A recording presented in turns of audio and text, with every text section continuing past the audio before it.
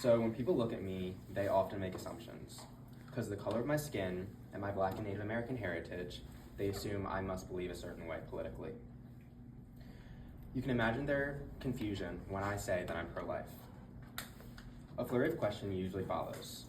The one that I hear the most is, how can you be Black and Native American and be pro-life? That question has always confused me. To me, the question is, how can I be Black and Native American and not be pro-life? How could I, Antell Cole, support the annihilation of unborn human life, especially with taxpayer funding, knowing that I likely wouldn't be standing here if my grandmother had chosen abortion? My grandmother was born on a Native American reservation in North Carolina. Her mother endured 10 unplanned, unconsensual pregnancies through an abusive and arranged marriage. Bravely, my grandmother decided to escape with her mother and 9 siblings to upstate New York. There, she toiled through 5 jobs to keep the family afloat, as her siblings were too young to work and her mother was illiterate. Eventually, she met my grandfather, believing she had finally found stability. Tragically, he was not the man he appeared to be. After enduring months of physical and sexual abuse, my grandmother became pregnant with my father. Isolated and unsupported, she faced an agonizing decision: to keep the baby or not to. Though she wasn't Catholic, she was a devout Presbyterian.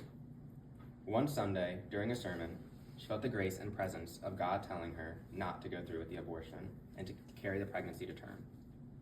As it's written in Psalm chapter 139, verse 13, "For you created my innermost being.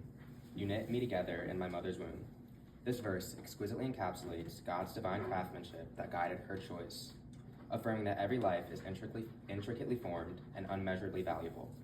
And so, my father was born.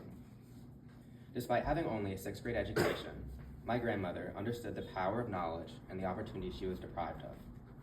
She was determined that my father would never suffer that same fate. He worked 3 jobs starting at the age of 12, played 5 sports, and eventually graduated valedictorian. He was offered full scholarships to every Ivy League university, some he hadn't even applied to, ultimately attending UConn and later earning a law degree from Penn. He is known in our family as Wonder because he lifted our family, my family, out of generations of entrenched poverty. None of this, my life, my opportunities, my presence here today, would exist had my grandmother made a different choice. That legacy brings me here today. So again, I ask, how could I be Black and Native American and not be pro-life? The abortion industry, with Planned Parenthood at the helm, claims to champion love and liberation, yet its foundations are steeped in eugenics. Now, I'm only 17, and I don't claim to know everything about love,